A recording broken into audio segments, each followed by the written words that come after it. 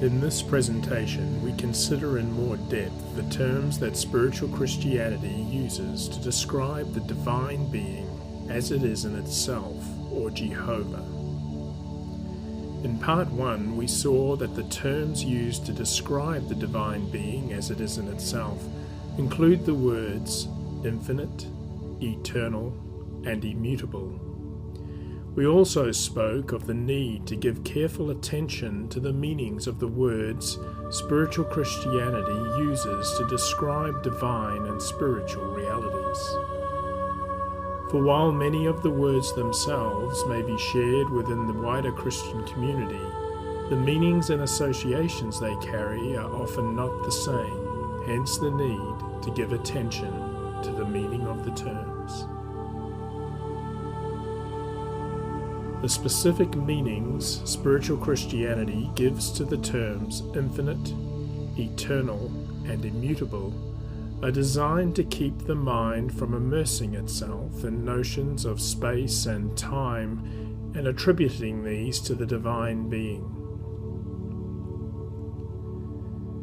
Jehovah, as being in itself, is not a being subject to finite limitations, and as such cannot partake of any quality that is dependent on space and time for its existence. The implications of this means that any terms that are used to describe the divine being or Jehovah can have nothing in common with space and time or the attributes belonging to finite life.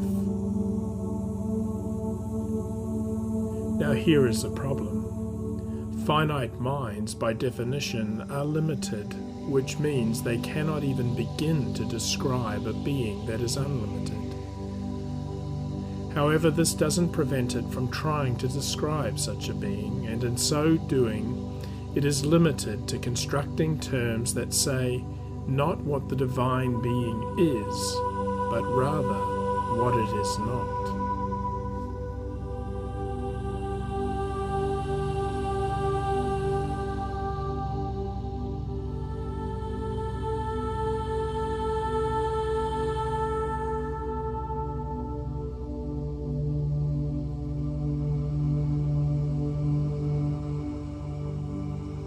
What we know is that the divine being as it is in itself is nothing like anything that exists within the realms of finite experience.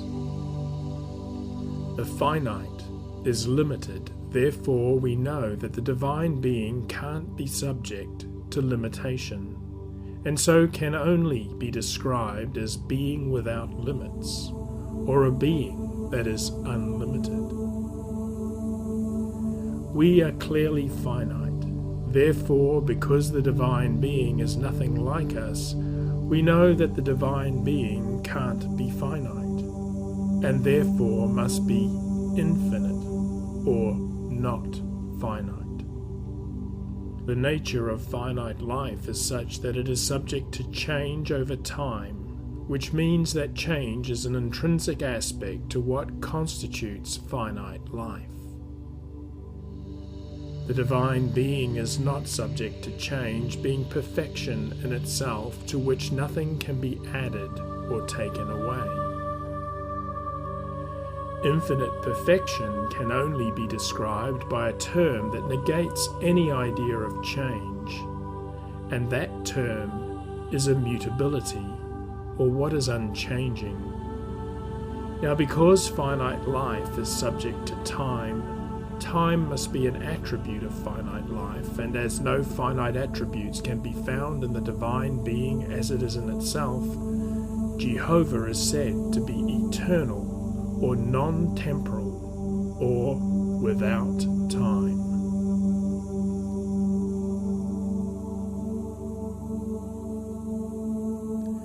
The term infinite does not mean endless space, nor does the term eternal mean endless time.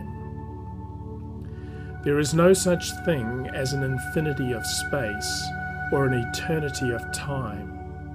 To say there is, from the perspective of spiritual Christianity, is a contradiction in terms.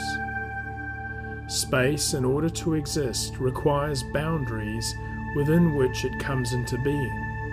Therefore, it is finite. Time requires a starting point from which it progresses, and so both space and time are products of the finite realm of existence. What is bounded and has a beginning is subject to limitation, and so can't possibly describe that being who is non-limited and is therefore infinite or non-spatial and eternal or non-temporal.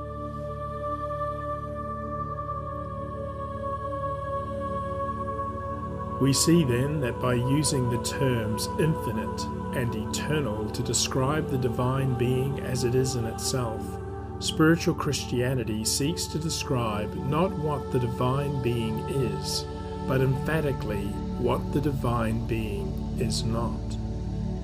And through the meaning it ascribes to these terms, seeks to banish from human thought any tendency to attribute notions of space and time, or for that matter any attributes that partake of finite life, to Jehovah or the divine being as it is in itself.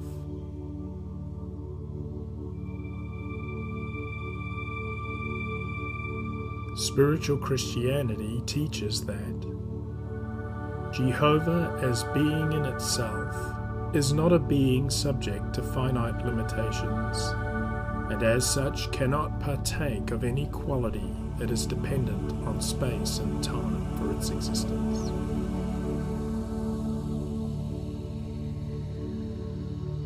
The term infinite does not mean endless space, nor does the term eternal mean endless time.